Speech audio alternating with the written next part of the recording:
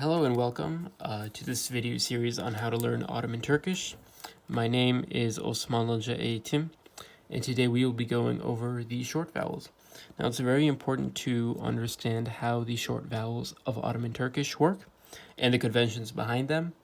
Ultimately, this will be used for understanding the long vowels and the true vowels as well.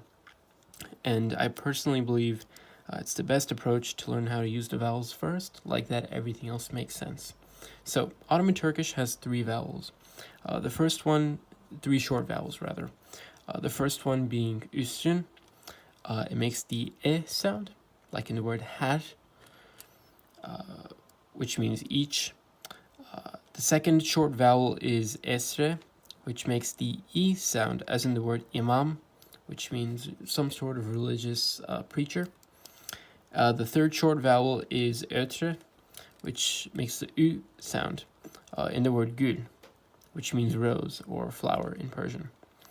So these are the three phonetic values of the three short vowels in Ottoman Turkish. Now, and for those of you who are new to the Arabic alphabet, as a reminder, this elif, it's just a vertical line. It's more or less a placeholder, right? So in isolation, üstün is just written like that. Esre is written, under the line, and ötre is written above the line, but it's a little curved, right? So you should understand that the elif is just a placeholder. The short vowels are not always written with this vertical line that you see here. So I take the opinion that it's most helpful to learn the short vowels like this. Of course, these are not the only pronunciations. There are more. And you may be saying to yourself, well, how can these three short vowels form the backbone of Ottoman Turkish when you're missing 5 other vowels? Now, this is a good observation and one that I'm going to get into in just a bit. I'm going to introduce a new symbol. This is a non-canonical symbol. You will not find this in any Ottoman Turkish dictionary or text. This is something just that I've made up. And I've done so because I believe it's more helpful for beginners to use such a symbol for the language.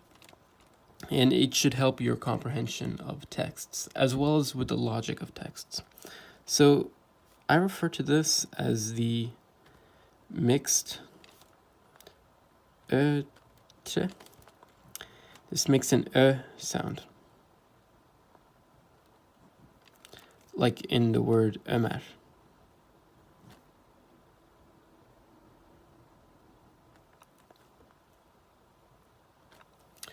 This is simply a name. It's written like this in Turkish. Ömer. Okay. Now we have 4 symbols here.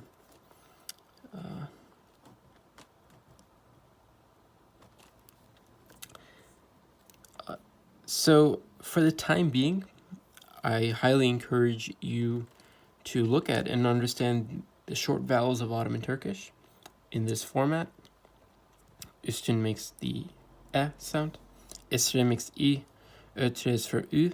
And this mixed ötre can be used for the o umlaut. So let's go over a few examples of how this can be used. I've already given you the Arabic alphabet example for the mixed ötre and the word Ömer. So let's just go over really quickly, and I'll teach you how to write these words in the Ottoman Turkish alphabet. Right, so we already know that these use the short vowels. So the word her is simply written like this, H-E-R, okay, her. Imam is written as such, mom. In the middle of a word, the elif makes the long a sound, imam. This is the sound, the a that elif makes. But the word begins with the short vowel I, okay? Gül is written as such. Good. This is G, gef. And the ötre is right up there, and that's the L, lum. Okay.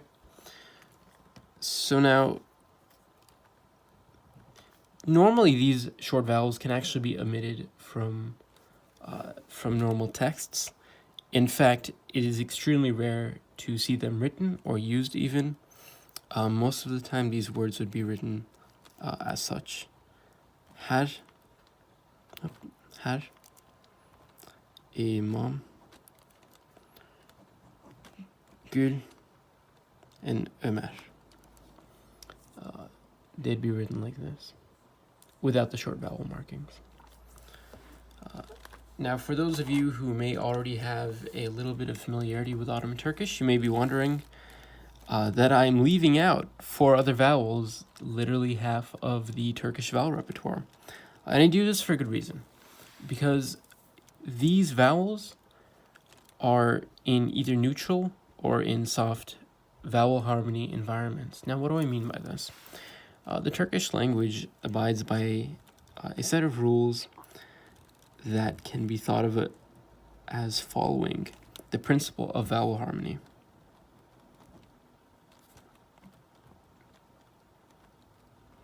Now, what does vowel harmony dictate? It dictates that a word, any given word of Turkic origin, must exclusively contain one set of vowels. So this is one set of vowels. A Turkic word must contain only these 4 vowels, right? This is the first set. Or rather, we can refer to these as hard vowels. And I'm going to go into the pronunciations in just a bit.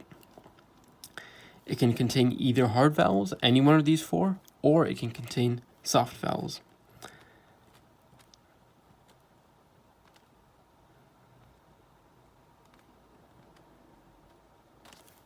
So the pronunciations of these are A, O, U, E, I, Ö, U. Soft. Okay. So you will not see native Turkic words with a mix of these. It's not going to have E in the front and then in the beginning of the word and then toward the end. That doesn't occur. Just one of these. So the short vowels, however, even in neutral environments, which tend to present in Arabic or in Persian loanwords, or maybe even possibly French loanwords, they will still take their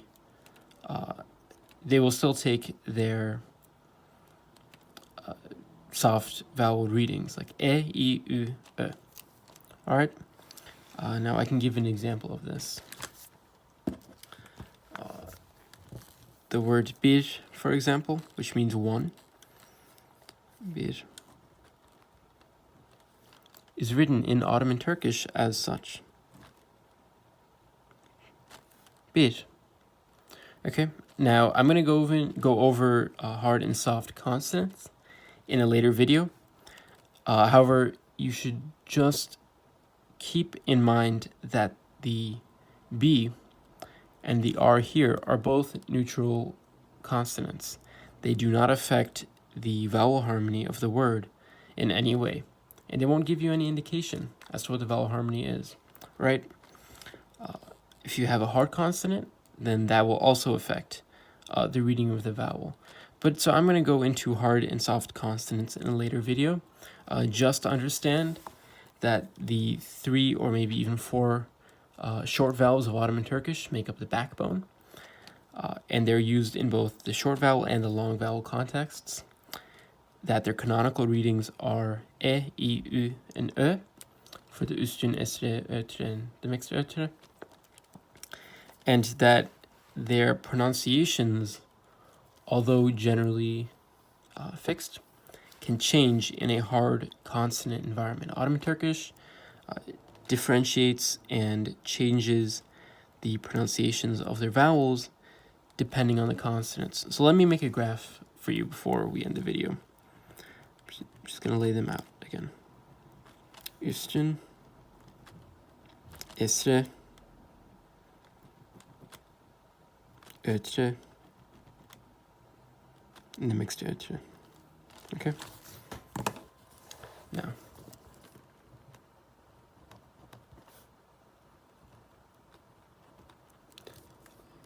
so the soft vowel readings are e, I, U, U, sorry, and Ö. The hard vowel readings are A, Ö, O, and O. Okay? You may be saying to yourself, well, it makes no sense to encode two radically different letters with different pronunciations with the same vowel point. And you'd be correct, but as I mentioned earlier, Ottoman Turkish does have a way of differentiating these two. The A and the E can be thought of as the same vowel. The only thing that differs between them is the type of consonants that are used next to them. And I'll go over the consonants in a later video. That is it for now. I just wanted to go over the short vowels. Thank you.